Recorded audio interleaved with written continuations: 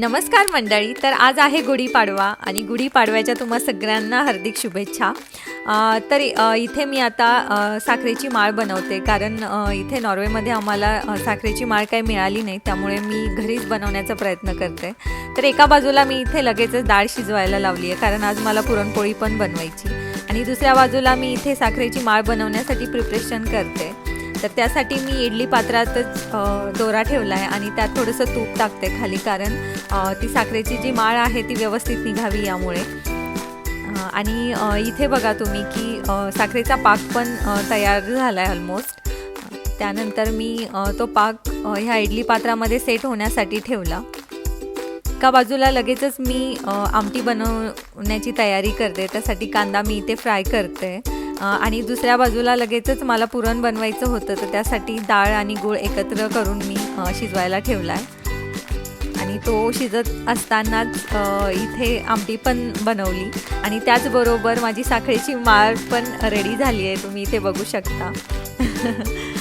आणि त्यानंतर आम्ही गुढी उभारण्याचं प्रिपरेशन करत होतो. त्यासाठी इथे झेंडूची फुलं तर आम्हाला मिळाली नाहीत, पण मी इंडियातून येताना ही अशा माळा घेऊन आलेली होते, तर त्या माळा लावल्या. त्यानंतर लिंबाची पाने वगैरे इथे आम्हाला भेटली, तर मग ते पण मी इथे वापरले. त्यानंतर अशा प्रकारे आमची गुढी दिसते.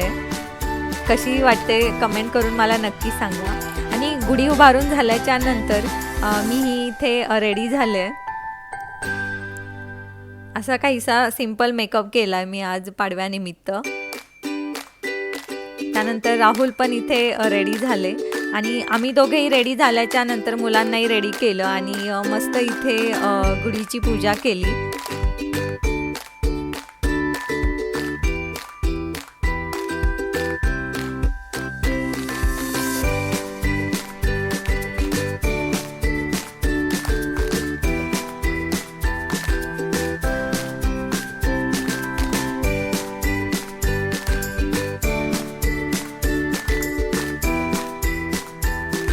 आणि गुढीची पूजा करून झाल्याच्या नंतर मी गरमागरम पुरणपोळी बनवली.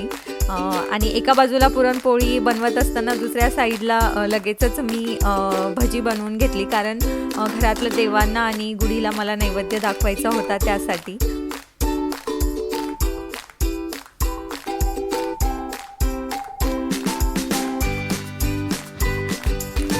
घरातल्या देवांना आणि गुढीला नैवेद्य दाखवून आम्हीही छान जेवण केलं, आणि अशा प्रकारे आम्ही नॉर्वेमध्ये आमचा गुढीपाडवा साजरा केला. कसा वाटला हा मिनी ब्लॉग मला कमेंट करून नक्की सांगा.